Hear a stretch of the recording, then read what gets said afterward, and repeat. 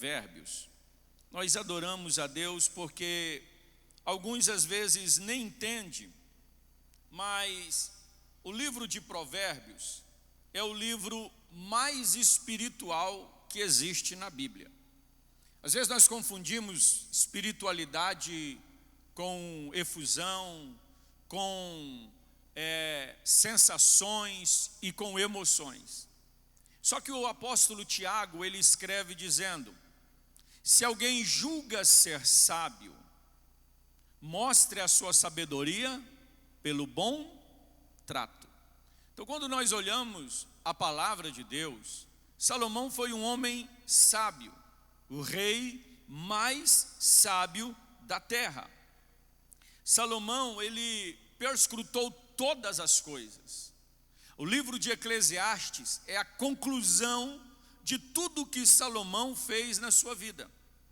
O livro de Eclesiastes, ele diz assim: e procurei eu, o pregador, investigar todas as coisas, e tudo o que os meus olhos viram, não lhes neguei nada. Irmão, Salomão investigou tudo, ele experimentou tudo. A gente às vezes experimenta comidas diferentes. Eu estava dentro de um seminário e conheci uma colega minha que gostava de comer feijão com açúcar. Aí eu fico pensando, que gosto é esse? Tem gente que gosta de outras coisas. Nós conhecemos as coisas normais. Imagino eu que Salomão deve ter experimentado tudo, irmão, na vida. Salomão experimentou tantas coisas que não por menos ele teve 1000 mulheres. Deve ser que ele olhava uma e falou: eu gosto da baixinha. Aí experimentou a baixinha. Não, gosto da moreninha. Aí experimentou a moreninha. Não, gosto da lourinha. Ele foi experimentando uma por uma. De tudo, a Bíblia diz no livro de Eclesiastes, de tudo que os olhos de Salomão viu, ele não negou nada. Agora, quando nós olhamos para a vida de Salomão, é claro que toda essa experimentação de Salomão levou ele a vários erros. Não por isso que a Bíblia diz que as suas mulheres lhe perverteu o seu coração e levou a Salomão a se desviar do Senhor. Contudo, nos alegra saber que o capítulo 12 de Eclesiastes traz a conclusão de Salomão quando ele termina toda a sua experimentação e chega no fim da vida. Ele diz: de tudo que se tem ouvido, o fim é: teme a Deus e guarda os seus mandamentos, pois este é o dever de todo homem. Glória a Deus pela salvação de Salomão. O problema não é muitas vezes cair. O problema não é às vezes nós experimentar coisas erradas. O problema é nós permanecer no caminho e não voltar ao caminho do Senhor Jesus, não se arrepender das más obras e não seguir a Deus. E percebemos aí que Salomão chegou no fim da vida, ele volta-se para Deus e conclui que de tudo que ele ouviu, de tudo que ele experimentou, o fim é: teme a Deus e guarda os seus mandamentos. E é por isso que nós estamos nessa manhã aqui, porque também queremos seguir a Deus, temer a Deus e guardar os seus mandamentos. Quando nós falamos de espiritualidade, nós percebemos que ser espiritual, ser crente, não é estar aqui. Ser crente se manifesta quando nós saímos por aquelas portas e nós temos que conviver com pessoas que não são transformadas, conviver a vida normal e não perder de vista o que Deus tem entregue nas nossas mãos. E é aí que mora o maior problema e o maior dilema da vida cristã. Se nós fizéssemos um convite hoje, talvez estivéssemos aqui 50 pessoas que não são crentes, não são evangélicas, estivesse sentado aí, qualquer pessoa que entrasse ali por aquela porta ia dizer assim: essa igreja está cheia de crente, porque aqui não há diferenciação, aqui todos nós somos iguais, aqui nós somos parecidos crente. Agora é lá na empresa, é lá na faculdade, é lá na escola, é no dia a dia normal que nós vamos manifestar Cristo em nossas vidas. E aí vem Salomão e ele começa o livro de Provérbios. Os dois livros mais lidos da Bíblia, o livro de Salmos e o livro de Provérbios. São os livros mais fáceis de entender, são os livros mais fáceis de compreender. Raramente você encontra uma pessoa que nunca leu a Bíblia e diz assim: eu estou lendo o livro de Apocalipse. Não vai ler. Até para nós é difícil. As pessoas convidam eu para dar estudo de escatologia. Eu fujo, irmão, de tudo quanto é forma para não falar. Porque sempre tem algum ponto que a gente vai falar, o irmão vai falar: não, mas isso aqui eu não concordo. Ah, mas isso aqui é diferente. Agora, quando a gente lê o livro de Salmos, quando a gente lê o livro de Provérbios, a gente consegue entender tudo.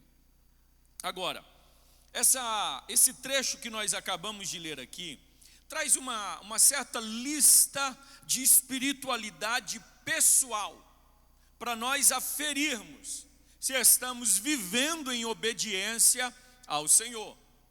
O salmista, no Salmo 139, ele termina o salmo dizendo: sonda-me, ó Deus, e conhece o meu coração, prova-me e vê se em mim há algum caminho mau. A versão NVI, ela vai dizer assim: vê se há em mim alguma conduta que te ofende. Nós precisamos observar o nosso caminho.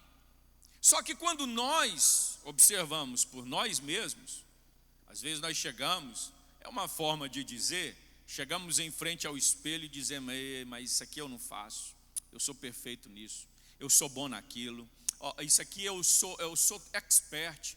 Aí se nós colocarmos Deus na nossa frente, dizer: Senhor, olha para mim, vê isso aqui, aí Deus vai falar assim: isso aqui está errado, isso aqui você faz errado, você não é assim, você não é o que pensa. Por isso que o salmista, ele não olhou para si, ele olhou para Deus e disse: Senhor, sonda-me e conhece o meu coração, prova-me.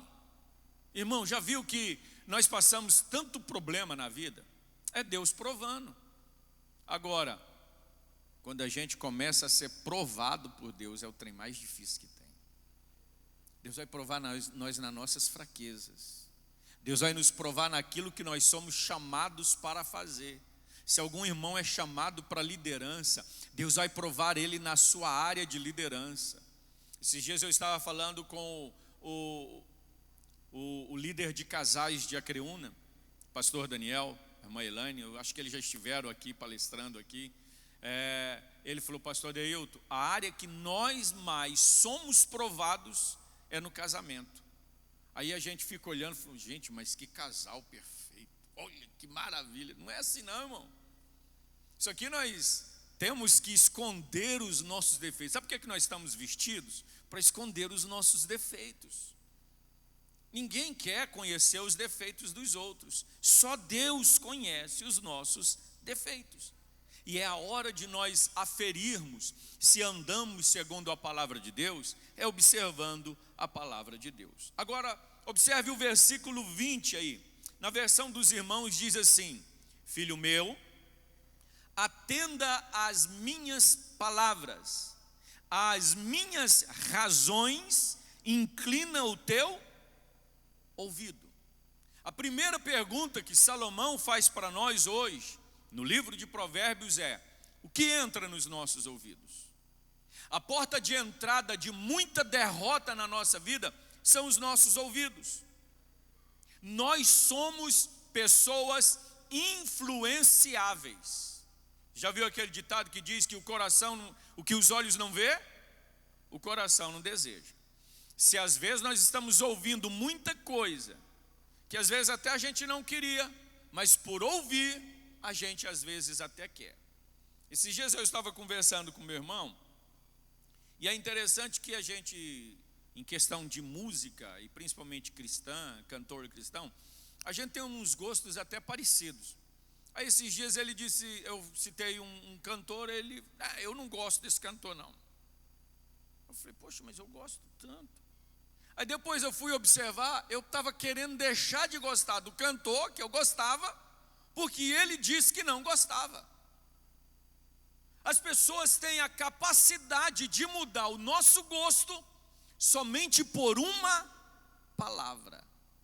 E aí chega a pergunta para nós: o que entra nos meus ouvidos?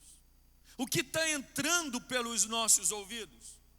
Tudo que nós ouvimos influenciará a nossa mente, o nosso coração e as nossas decisões. Tudo que entra nos nossos ouvidos influencia as nossas vidas. Nós fazemos uma distinção muito grande, são duas coisas diferentes. Personalidade é uma coisa, caráter é outra. A personalidade que nós temos, ela não muda. Deus não muda a nossa personalidade. O Espírito Santo produz em nós o caráter de Cristo, que está ali em Efésios, em Gálatas, capítulo 5, versículo 22, o fruto do Espírito. Aquilo ali é para dominar a nossa personalidade, o nosso eu. A personalidade, ela pode ser mais conhecida como aquilo que a gente chama de gênio. Olha, aquele homem tem um gênio indomável. A gente olha para outros e diz assim: aquela pessoa tem um gênio tão manso. É a personalidade. E a personalidade, ela é muito levada pelo temperamento.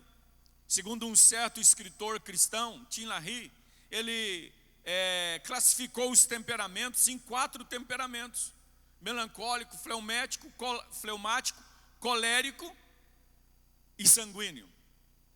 Irmão, cada um conhece o seu temperamento. Tem aquela pessoa que ela é sanguínea, ela é pronta para tudo. Tem um colérico. Irmão, colérico, qualquer coisa ele explode. Ele é um botijão de gás quente com uma faísca do lado. O fleumático é aquela pessoa que se dá bem com todo mundo. Agora, irmão, você quer ver problema? É o melancólico. Melancólico é aquele tipo de pessoa que vive dentro de uma carapaça, de caramujo. Qualquer coisa que você fale, não gostou. Aí já sai magoadinho para lá. O problema do melancólico é ser rancoroso. Ele guarda no coração. O sanguíneo não, irmão. O sanguíneo é aquele negócio que você falou, ele já responde. Se gostou, tá tudo bem. Se não gostou, ele já pede perdão ali na mesma hora também e já resolve o problema. Agora, o melancólico, irmão, ele tem uma mania de levar um negócio para casa, guardar, planejar e tal. Irmão, isso é um problema. Esperar uma oportunidade. Não, sabe qual que é a frase predileta do melancólico? Vingança se come é um prato que se come frio. É assim ou não é? Pode deixar que a hora dele vai chegar. Irmão, só que temperamento, ele nunca vem sozinho. Ou o cara é fleumático e melancólico, fleumático e colérico, ou ele é sanguíneo e melancólico, colérico e melancólico. Tem gente que é colérico e melancólico. Agora, irmão, é problema se ele for colérico e sanguíneo. Aí o negócio explode mesmo. Agora, quando a gente fala de influenciar, para quem sabe da questão dos temperamentos, eu nasci há umas décadas atrás, e eu lembro que quando novela fazia parte da vida das pessoas, às vezes a gente conversava na escola, aí as colegas minhas diziam assim: olha, ontem eu chorei tanto no final da novela. Eu falei: mas por quê? Olha, mataram o fulano e não sei o quê. Irmão, por que as pessoas choram diante de uma imagem, de uma TV? Porque elas são levadas pelas emoções. E você quer saber de uma coisa? Tem muita coisa que mexe conosco por dentro quando entra pelos nossos ouvidos. Tem dia que o nosso culto muda dependendo da palavra que a gente ouve antes de vir para a igreja. Por isso que eu aprendi uma palavra bem antiga que dizia que o culto começa em casa. Eu morava no Pará, em Tucuruí, numa vila. Meu pai trabalhava numa empresa e a gente tinha uma vila que morava lá. Da casa nossa para a igreja eram 13 quilômetros de distância. Nós andávamos 1 quilômetro a pé para pegar um ônibus que rodava 11 quilômetros, aí descia, ainda tinha que andar mais 1 quilômetro para chegar na igreja. E todo dia que nós íamos sair, nós éramos 7 irmãos, mais meu pai e minha mãe, era quase uma congregação cheia. Aí meu pai reunia-nos na sala e orávamos, porque a gente tinha que orar, porque ainda andar 11 quilômetros dentro de um coletivo, você não sabia o que podia acontecer. Senhor, guarda a nossa viagem. Senhor, nós vamos à tua casa. Usa o pregador, usa quem vai dirigir o culto, usa o irmão que vai cantar. Senhor, nós vamos adorar o teu nome. Guarda a nossa ida e guarda a nossa volta. A gente já preparava o coração para ir à igreja. Agora, irmão, como é que é a nossa preparação para estarmos na casa do Senhor? Já percebeu? O que é que está entrando em nossos ouvidos? Ontem foi uma palestra para jovens, se eu não estiver enganado. Era até para mim estar ontem aqui, não deu. Agora, eu vou falar, mas a questão, isso aqui não vai só para jovem não. Qual tipo de música que a gente ouve? Qual a música que a gente está ouvindo? Irmão, eu estava vendo uma reportagem esses dias, de um certo pensador brasileiro. Ele estava dizendo: você quer destruir uma sociedade, muda as músicas que ele ouve. Quais são as músicas que regem o mundo aí fora? Por que por aí fora está tudo perdido? Porque o que está regendo ele são as músicas que eles ouvem. Irmão, o negócio está tão bagunçado que esses dias eu cheguei no supermercado, e aí ele tem uma caixa de propaganda lá, e umas músicas tocando. Irmão, umas músicas tão nojenta, que doía nos ouvidos. E os irmãos sabem mais ou menos como é que são as músicas. Quando eu estava adentrando o mercado, estava saindo uma senhora. Aí ela para, a gente tem mania de conversar sozinho. Eu vi que ela estava conversando sozinha, mas ela olhou para mim. Aí, para não deixar ela sem graça, eu respondi ela. Ela estava passando, parou assim, olhou para a caixa de som e falou: isso é música de estar tocando dentro do mercado? Irmão, era música de se tocar em cabaré. É o que está sendo tocado nos carros de som. Você entra dentro de uma loja para comprar um eletrodoméstico, um supermercado, a música está lá. Agora, o grande problema é quando essas músicas estão entrando dentro das nossas casas. Qual a origem da música? Isso aqui entra pelos nossos ouvidos. Que tipo de filme que nós estamos assistindo? Qual a programação que nós estamos assistindo? O que está passando dentro daquela tela que não é desse tamanho não, irmão? É uma telinha pequenininha chamada celular. Isso influencia, isso entra pelos nossos ouvidos. Isso corrompe o nosso caráter, isso muda a nossa forma de viver. Como é que é a conversa que nós temos com os nossos colegas lá naquela empresa onde a gente trabalha? Porque lá a gente sabe que nem todos são crentes. Rola todo tipo de conversa que se tem lá. Qual a conversa que você participa lá na faculdade, lá na escola, às vezes com os vizinhos, com os conhecidos? O que está entrando na nossa mente pelos nossos ouvidos que está influenciando a nossa vida?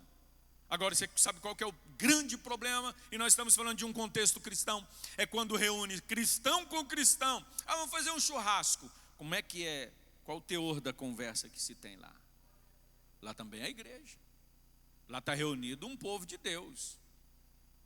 O que está entrando pelos nossos ouvidos? E hoje a gente deve perguntar, né? Que estilo de podcast que você tem ouvido? Podcast hoje é uma live de debates. E muitas vezes o que se está debatendo ali nem é construtivo. E às vezes você nem está percebendo, é destrutivo.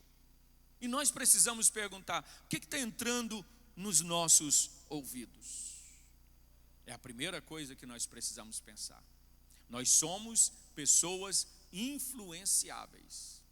Não em grau elevado, mas em grau moderado. Nós somos produto do meio em que vivemos.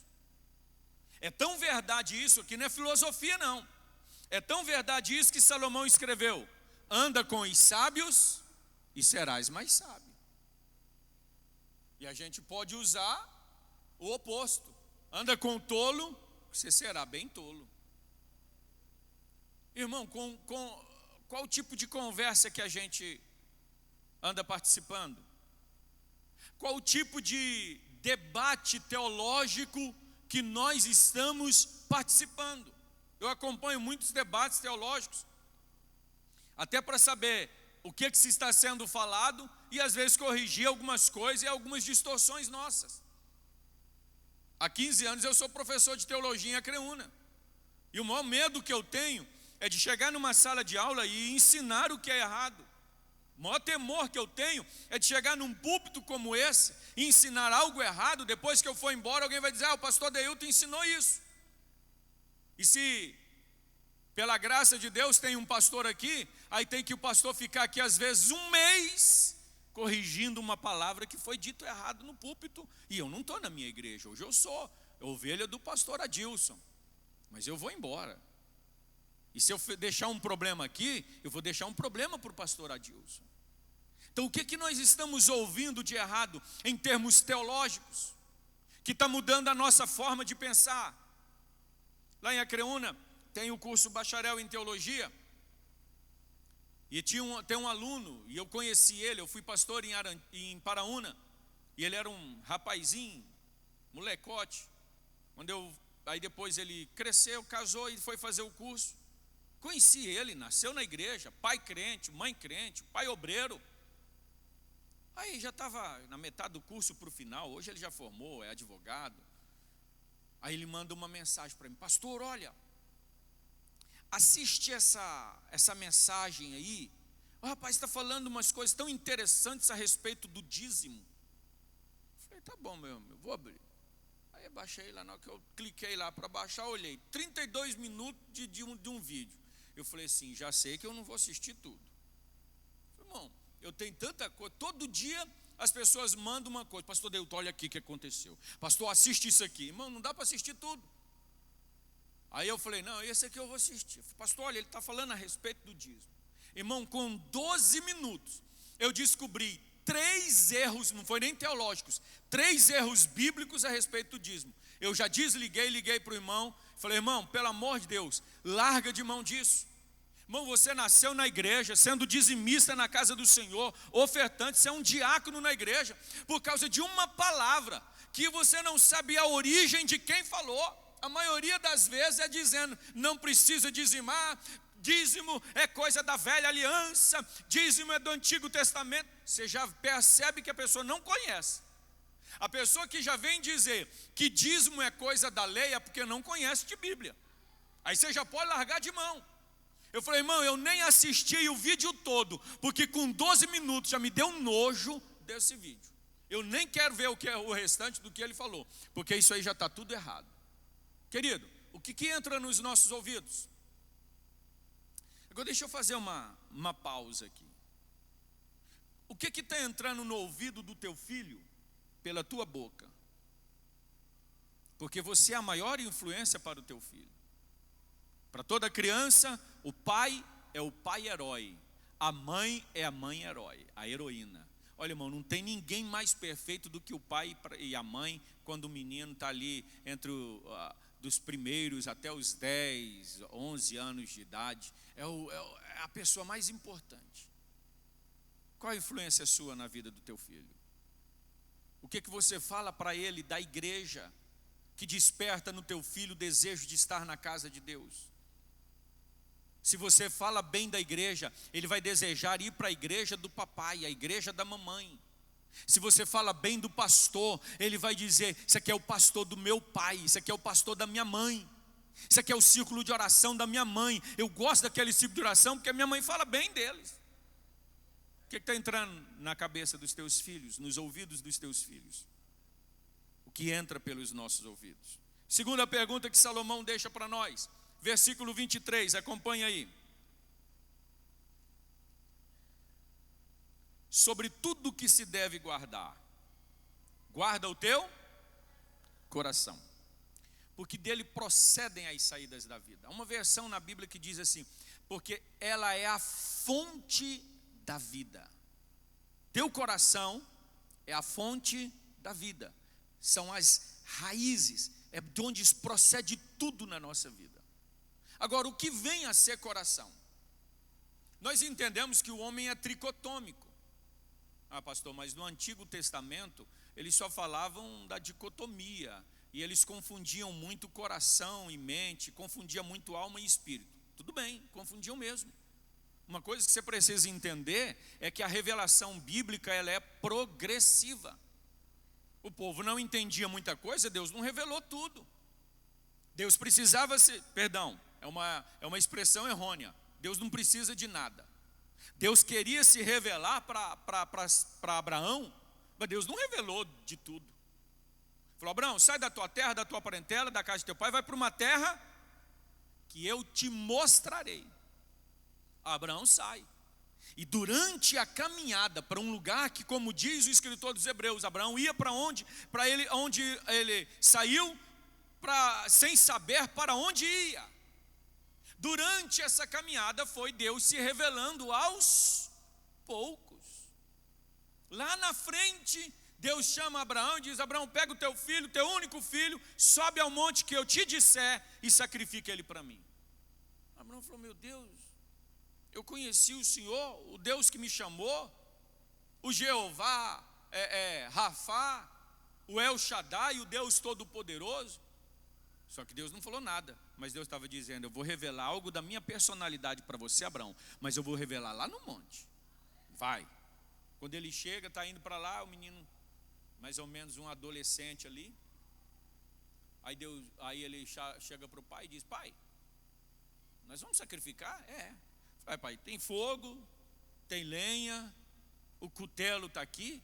Cadê o sacrifício do holocausto? Aí Abraão falou assim: Deus proverá para si, não é para nós. Deus proverá para si o cordeiro. Aí eles sobem. E chega lá em cima, ele tem que ter uma conversa franca com o seu filho. Meu filho, Deus me pediu em sacrifício você. O cordeiro é você, eu tenho que matar você. Porque ali, querido, estava se revelando o caráter não somente de Abraão, mas o caráter de Isaac também. Isaac se submeteu. Irmão, quantos anos Abraão tinha? Aproximadamente 110, 112, 113 anos de idade. Abraão era velho. O menino era um adolescente. Você acha que um velho daquele ia conseguir segurar um menino daquele? Não iria. Ele falou: não, meu pai, então se o que Deus pediu, o sacrifício, sou eu, pode me sacrificar. A Bíblia diz que amarrou a Isaac, colocou ele sobre o holocausto, sobre o altar. Pegou o cutelo e quando ele foi matar, Deus bradou do céu e disse: Abraão, não faças tal coisa, porque agora sei que tu temes a mim, porque tu não me negastes o teu único filho. Irmão, a Bíblia usa a expressão dizendo: agora sei. Deus estava sabendo aquela hora? Não, Deus estava sabendo já há muito tempo. Só que ali Deus estava revelando para Abraão o que estava no coração de Abraão, e Deus falou assim: agora eu vou revelar a mim, a você. Aí ele vira para o lado, vê um cordeiro preso pelos chifres nos arbustos. Aí ele diz assim: tu és o Jeová Jireh. A revelação é progressiva. Deus não vai se revelar para você da noite para o dia.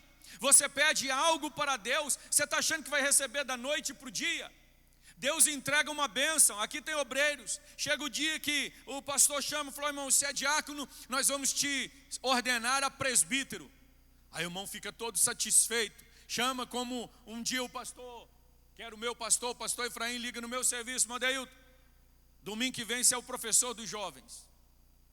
Falei: não, pastor, você é professor dos jovens? Não. Já passei muito tempo. A hora que eu queria ser professor, o senhor não me pôs. E olha, pastor, estou tão revoltado que nem lição da escola dominical não tem. Falei: não tem problema não, pega a minha lição. Não tem jeito de fugir agora. Ainda ele brincou, falou: essa lição aqui está cheia de unção. Peguei a lição. Você acha que da noite para o dia, irmão, a sabedoria de Deus caiu sobre mim? É assim a unção? A unção da sabedoria é assim, irmão? O dom da palavra do conhecimento é assim? Olha, irmão, Deus está te dando hoje a palavra do conhecimento. Amanhã, irmão, chega aqui, prega a Bíblia de cabo a rabo. Irmão, não vai deitar em cima da Bíblia para você ver se não vai sair as coisas.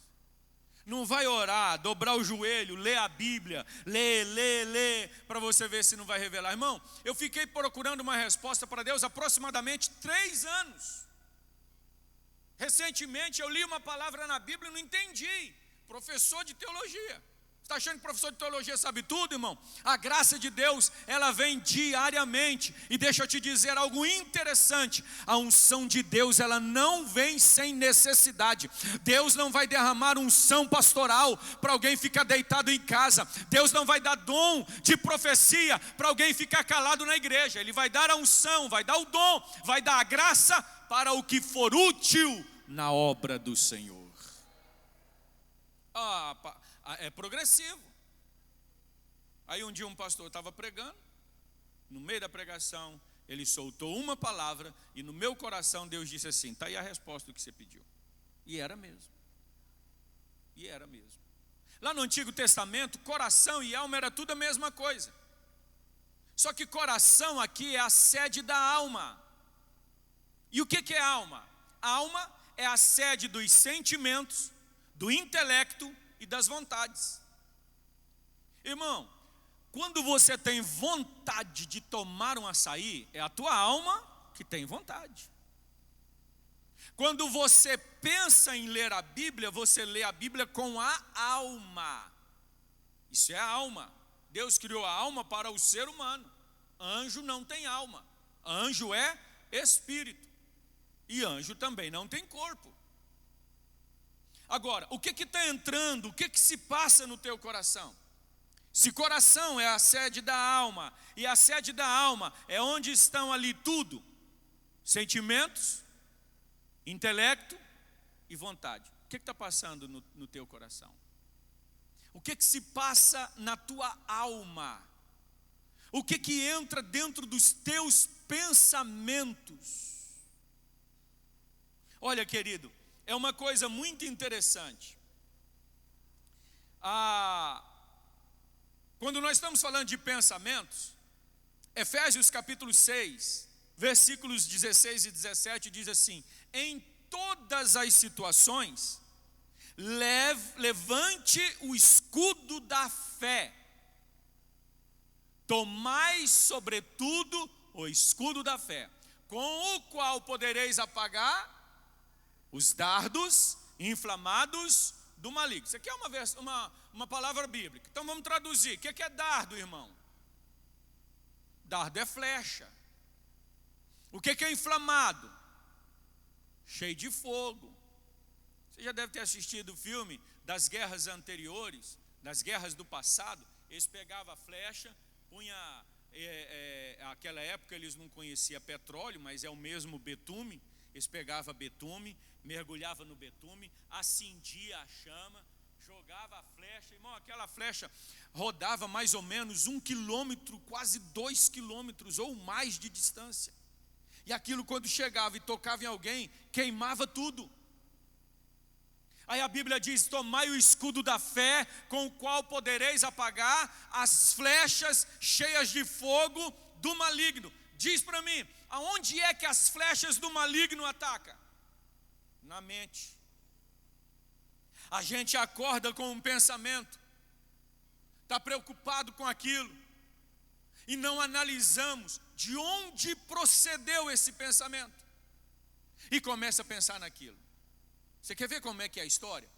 Conta a história que 2 lenhadores moravam em uma floresta, e um morava a 3 léguas de distância do outro. Uma légua é aproximadamente 6 quilômetros, se eu não estiver enganado.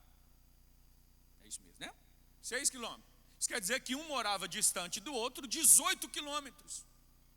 Eram 2 lenhadores, eles trabalhavam em um local, derrubando árvore, construindo as coisas.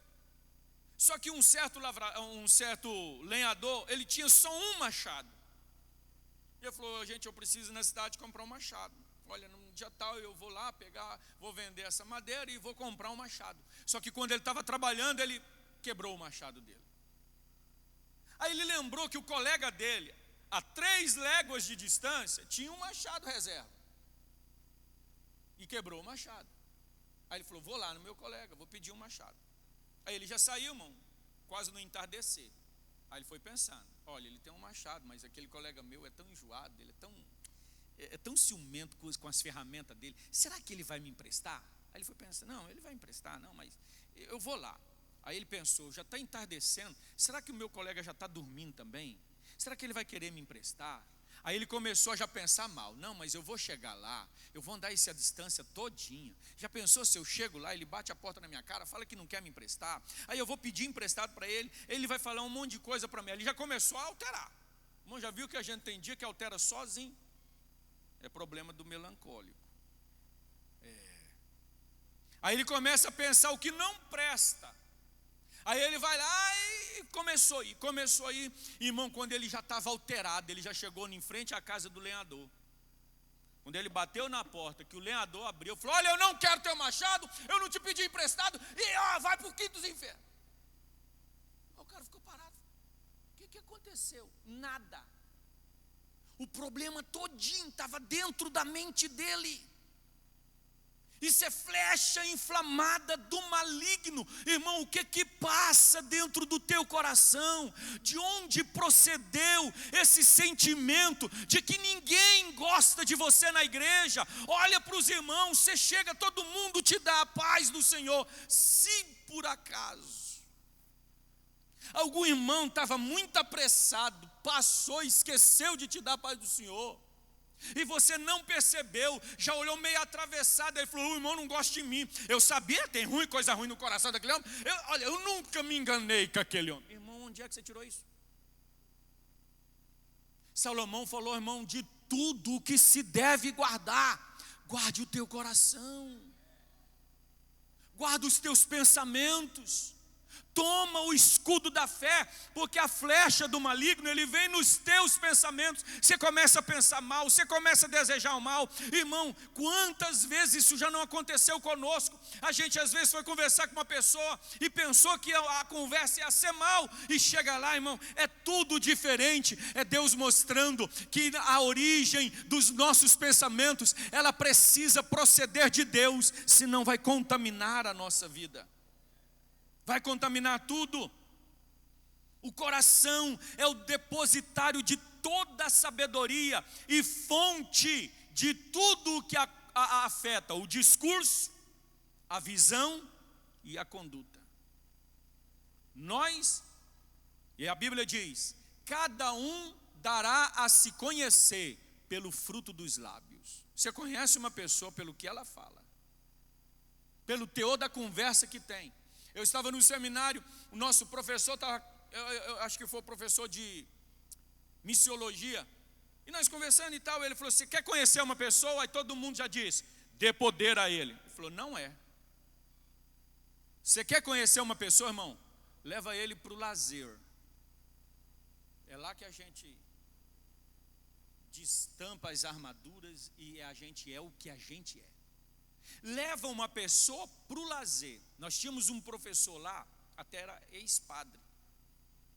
Nossa, todo mundo gostava dele, uma gente boa. Um dia nós fomos fazer uma recreação, irmão, meus colegas falaram assim, o diabo pegou ele, porque não é possível.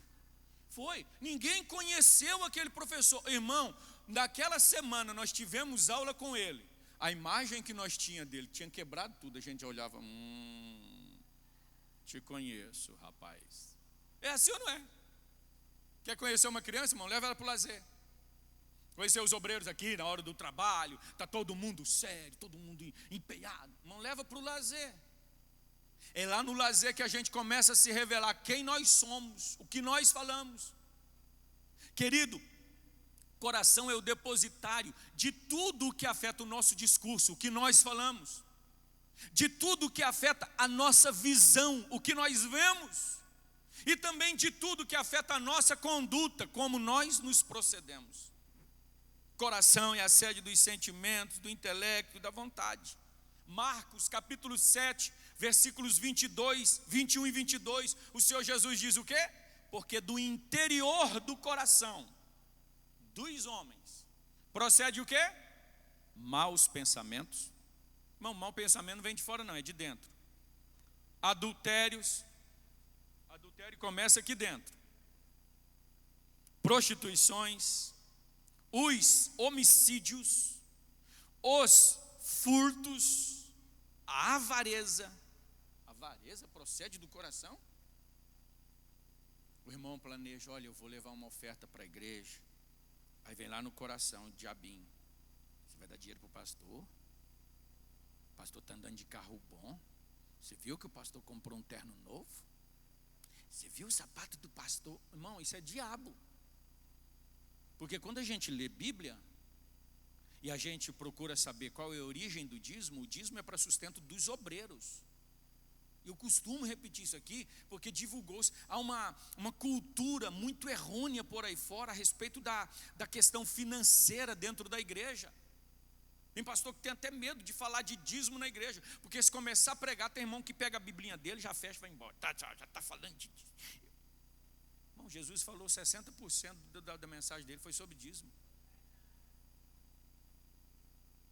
Toma cuidado. É o diabinho lá no coração. Avareza. Não vou dar. Irmão, você sabe o que é avareza? Isso aqui eu sei que não acontece aqui, mas para você conhecer, o que é avareza no coração de um homem? Isso aconteceu, eu li no jornal. Lá no sul, no sudeste, perdão. Não sei se foi em São Paulo ou no Rio. Um rapaz jogou na loteria e ganhou. Sabe o que ele fez? Chegou, pastor, em casa, falou para a mulher dele, quero o divórcio. A mulher falou, o que foi? Você tem outra mulher? Falou, não gosto mais de você. Quero divórcio. E hoje, irmão, para casar é 30 dias, para divorciar é só 2. Olha como é que o diabo facilita o trem para o pecado. Um dia eu fui visitar uma irmã que estava com um problema com o marido, fui lá, aconselhei, orei, chorei com eles. Fui para o culto à noite. Ele falou, pastor, se Deus acalmar meu coração, eu vou no culto. Falei, amém, irmão. O marido estava lá. No outro dia, eu tive que ir em Goiânia levar um outro irmão no médico. Quando foi no outro dia, eu fui visitar a irmã. Falei, e aí, irmã, como é que está? Não, meu marido já foi embora. Falei, oxa. Eu falei, não, pastor, nós já divorciamos. Está aqui o papel do divórcio. Mostrou o divórcio. Falei, não acredito. Irmão. Não, já divorciamos. O cara chegou e falou, não quero ser mais. Foi lá e pá, divorciou. 3 meses depois, ele foi, resgatou o dinheiro, porque não queria dividir com a esposa. Misericórdia mesmo. Eu aprendi desde cedo que Deus nos dá prosperidade financeira com 3 propósitos. Primeiro, para o bem da tua casa, da tua esposa e dos teus filhos. Primeira coisa. Eu cresci no meio de obreiros que o pastor tinha que chegar e falar, irmão, nós temos aqui obreiro que anda de terno, gravata, com sapato bom, e a sua esposa está andando com roupa rasgada. Isso está errado. Eu ouvi muitas vezes meu pastor repreender o obreiro. Graças a Deus a mentalidade dos nossos obreiros lá mudou muito. Mas era tanta avareza que o negócio era só para si. Avareza é quando você deixa de entregar para Deus e não entende que tudo que você tem foi Deus quem te deu. Aí a Bíblia diz que do coração procedem as avarezas, as maldades e o engano, a dissolução, a inveja, a blasfêmia, a soberba, a loucura. Está onde, irmão? No coração. Guarda o teu coração. Guarda os teus sentimentos. Guarda a tua vontade. Porque o inimigo está nos tentando pela nossa vontade. Tem coisa que não é necessidade, é vontade, é desejo. Agora vamos para frente, versículo 24. Provérbios 7, 24. Eu vou ler na versão de vocês. Desvia de ti a tortuosidade da boca, e alonga de ti a perversidade dos lábios. Evita toda conversa maldosa. Evite toda conversa maldosa. Afasta-te das palavras perversas. Irmão, o que está nos nossos lábios? Tudo que está no coração fatalmente vai sair pela boca. Tudo que está no coração vai sair pela boca. O Senhor Jesus, em Mateus 12, 33, ele diz: porque da abundância do que há no coração fala a boca. Por isso que O salmista, o sábio Salomão aqui perguntou: o que está saindo dos teus lábios? Agora, o que nós estamos conversando? Qual o teor das nossas conversas? Quando nós nos reunimos, o que nós falamos? Irmão, eu já tive momentos de chegar na igreja, e quando eu subia para o púlpito, eu observava se aquele obreiro, onde ele estava sentado, porque eu queria sentar longe dele. Sério, porque eu não cultuava a Deus. Não cultuava a Deus. Tinha um outro obreiro que é muito amigo meu até hoje, desde quando eu voltei para a Creúna.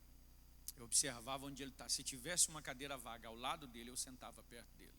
Até hoje, ele é uma referência para mim. Referência de conduta, referência de obreiro, referência de persistência. Até hoje, está lá firme. Poucas pessoas citam o nome dele na igreja, mas está lá firme, até hoje.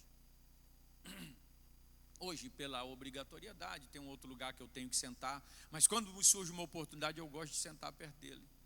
Às vezes surge algum assunto na hora da igreja, ele cita alguma coisa, um versículo, ele faz um comentário construtivo a respeito do que está sendo pregado. O problema é quando nós estamos procurando aquelas pessoas que têm a boca maldita. Você sabe o que é boca maldita? É aquele que maldiz. Boca maledicente. Eu conheci um pastor, e é muito amigo meu, é um conselheiro meu. Um dia, numa reunião de obreiro, ele falou, e até num particular, um dia ele disse: irmão Deilton, pastor Deilton, não existe pessoa ruim para mim. Eu não consigo ver defeito nas pessoas. Eu olhei e falei: pastor, eu vejo tanto defeito nos outros. Ele olhou para mim e falou: irmão Deilton, eu não consigo ver. Aí você vai olhar, irmão, dentro da igreja, ele se dá bem com todo mundo. Dentro da igreja, alguém precisou de um conselho, pode procurar. Um dia eu estava angustiado. Falei: eu preciso conversar com alguém agora. Deus falou assim: procura o irmão fulano de tal. Eu já sabia até onde ele estava. Era uma manhã, eu corri na igreja, abri uma das salas dos anexos que tem na igreja. Ele estava de joelho dobrado. Falei: pastor, eu preciso conversar agora. Ele falou: me dá 2 minutos. Terminou a oração, entrou dentro do carro, me aconselhou, chorou comigo, conheceu as minhas mazelas, entendeu a minha dor e orou comigo. No dia que eu fui ser ordenado pastor, que eu me levantei, eu fiz questão de chegar diante dele, abraçar ele e dizer: pastor, hoje eu estou sendo ordenado pastor, porque aquele dia o Senhor salvou o meu ministério. Ele falou: isso é nosso papel como obreiro, irmão Deilton. O problema é quando nós estamos procurando pessoas que só sabem falar mal. Agora deixa eu dar uma boa notícia para você. Provérbios capítulo 10, versículo 11. Se você não abrir a Bíblia, anota em algum lugar, guarde isso, grifa isso na sua vida. O salmista, ele diz: a boca do justo é manancial de vida, é fonte de vida. Quando você conversa com o crente, a palavra dele produz vida na tua vida. Quando você conversa com o crente, a palavra dele sara o teu coração. Procure alguém que tenha a boca como manancial de vida, e você vai ter sucesso na vida. Irmão, antigamente eu cresci na igreja, que quando na cidade tinha alguém endemoniado, ele dizia: vai na casa do crente, porque lá tem solução. O crente chegava, irmão, o negócio mudava, o ambiente mudava. Eu conheci uma empresa que dizia: aqui eu só quero trabalhar com crente, porque sabe que a boca do crente é manancial de vida. Sabe o que é isso? O crente, quando ele vai para a escola, ele abençoa aquela escola, ele abençoa o professor, ele abençoa o diretor, ele abençoa o inspetor, ele abençoa a merendeira. Ele trabalha numa empresa, ele abençoa o patrão, ele abençoa o supervisor, ele abençoa o colega de trabalho. Aquele homem ruim, ele diz: Deus é contigo, Deus vai te abençoar. Sabe por quê? Porque da boca do crente não sai maldição, da boca do crente sai bênção e louvor para a glória de Deus. É da boca do crente que tem que sair essas coisas. A boca do justo é manancial de vida. Irmão, o que está saindo dos nossos lábios? E um dos grandes problemas da vida cristã Chama-se pecado da murmuração e reclamação. Mas, queridos, que nós possamos mudar no dia de hoje. E nós precisamos terminar no versículo 25, quando diz assim: os teus olhos olhem direito, e as tuas pálpebras olhem diretamente diante de ti. Olhe sempre para frente.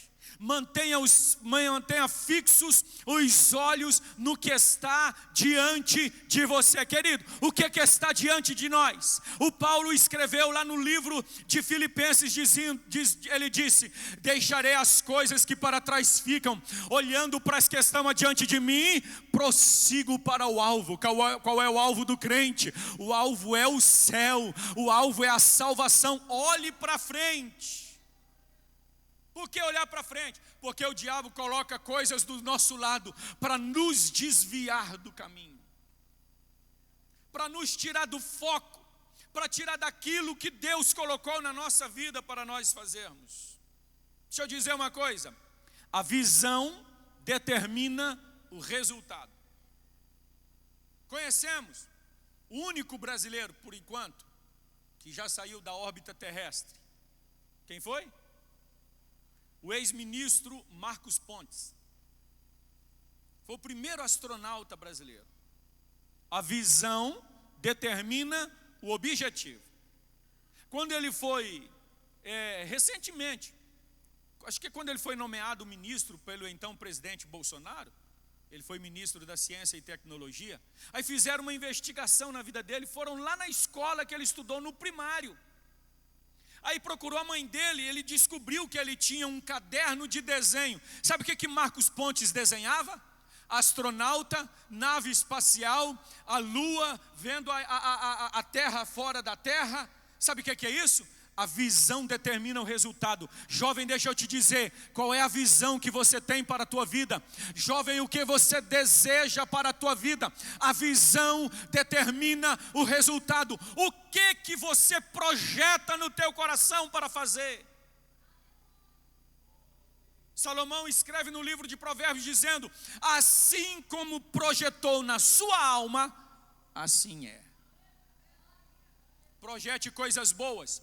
Sonhe coisas boas, projete coisas na casa de Deus, deseje ser cantor da casa de Deus, deseje ser pregador da palavra, deseje ser obreiro, deseje ser trabalhador na obra, porque diante do teu objetivo, Deus vai trabalhar na tua vida.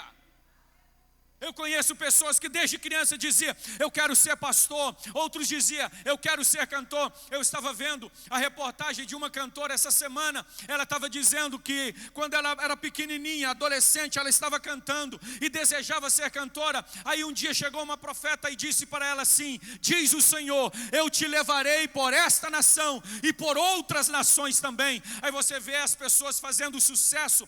E deixa eu te dizer uma palavra que eu aprendi há muito tempo atrás: o sucesso não ocorre por acaso, é persistência, é visão objetiva, é foco naquilo que você quer. O diabo quer te destruir, o diabo já está planejando uma queda para você, o diabo já tem um pecado preparado para você, mas hoje nós vamos sair daqui fortalecidos, robustecidos, cheios da graça. Quando vir o projeto do diabo, você vai dizer: não, eu tenho algo maior diante de mim, maior é o que está comigo do que o que está no mundo, mais são as promessas de Deus na minha vida do que você tem para oferecer para mim. A gente gosta de falar de José, irmão, mas José tinha um objetivo. A mulher de Potifar ofereceu para ele, falou: não, eu tenho um objetivo na minha vida, nada vai me tirar do meu objetivo. O olho é o meio pelo qual o corpo recebe a luz. Se o olho for saudável, seu dono receberá plenamente luz e saberá empregá-la. Quem está iluminando os teus olhos, querido? Você é levado pelo que vê ou pelos olhos da fé? Você é levado pela vista mundana, carnal, diabólica, ou por aquilo que Deus projetou na sua vida? Quando suas atitudes, seus motivos e seus desejos se inclinarem para Deus, tudo mudará na sua vida. A Bíblia diz, Paulo escreve em Romanos capítulo 8, porque o desejo da carne é morte, mas o desejo do Espírito é vida e paz. Desejo. Para onde está inclinando o teu coração? Um velho sábio perguntou para um jovem: jovem, para que lado a árvore cai? O jovem ficou, vai. Ô jovem, para que lado a árvore cai? Não sei. Ele diz assim: para o lado que ela inclina. Você quer saber para que lado a árvore vai cair, irmão? Para o lado que ela inclina.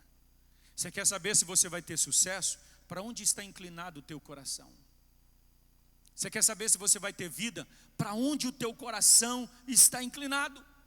Porque os que são segundo a carne inclinam-se para as coisas da carne, mas quem é segundo o Espírito inclina-se para as coisas do Espírito.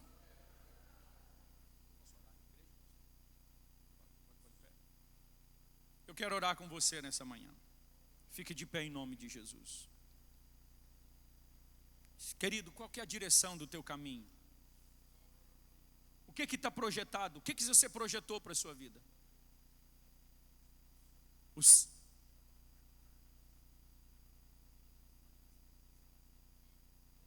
Querido, estabeleça um caminho para a tua vida.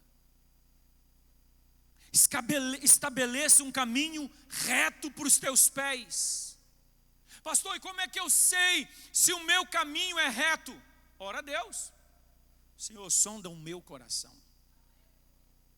Vê se há em mim algum caminho mau. Senhor, esse caminho é mau. Salomão escreve por 3 vezes no livro de Provérbios. Há caminhos que ao homem parece direito, mas o seu final são caminhos de morte. Só Deus conhece o futuro da nossa vida. Só Deus sabe aonde vai chegar. Então ande pela visão de Deus, ande pela revelação de Deus, ande pela palavra de Deus. Por 7 vezes a Bíblia tem uma palavra dizendo, 7 vezes: não te desvies nem para a direita e nem para a esquerda. 7 vezes, eu procurei. Tem outras coisas falando de direita e esquerda, mas 7 vezes o conselho da Bíblia é: não te desvies nem para a direita. Irmão, tem hora que nós queremos desviar para o que é correto. Eu quero ser correto demais, eu quero ser justo demais, eu quero ser... Não. E tem gente que já se desvia para o lado esquerdo. É problema, é pecado. Não. E aí já vem o Salomão de novo. Irmão, o cara era sábio mesmo. Salomão escreve lá no livro de Eclesiastes dizendo assim, não sejas demasiadamente sábio, nem demasiadamente justo, porque te destruirias a ti mesmo. Excesso na retidão, excesso na justiça é destruição. Aí ele termina o versículo dizendo: não sejas demasiadamente ímpio e nem demasiadamente profano. Pastor, por quê? Aí ele faz assim, ele faz a pergunta em tom de resposta. A resposta é em tom de pergunta: por que morrerias antes do tempo? As palavras de Deus são palavras de vida e paz. Não te desvies. Vai chegar muitos projetos para você. Muitas pessoas vão te chamar. Muitas pessoas vão te fazer convites obscenos, convites profanos, vestidos de uma aparência de santidade, de pureza, de justiça e de retidão, mas é só aparência. Fica no lugar que Deus te chamou. Deixa Deus agir na tua vida. Não te desvie. Os conselhos em tom de pergunta que nos foram feitos nessa manhã, o que está entrando nos nossos lábios, o que os nossos olhos estão vendo. O salmista no Salmo 101 ele diz: não porei coisa má diante dos meus olhos. É uma das coisas mais difíceis que tem, é dominar o olho. Mas se você fizer como Daniel, que ele estabeleceu um plano reto para ele, e ele teve sucesso, porque ele estabeleceu: eu não vou me contaminar, eu vou andar pelo projeto que eu aprendi de Deus.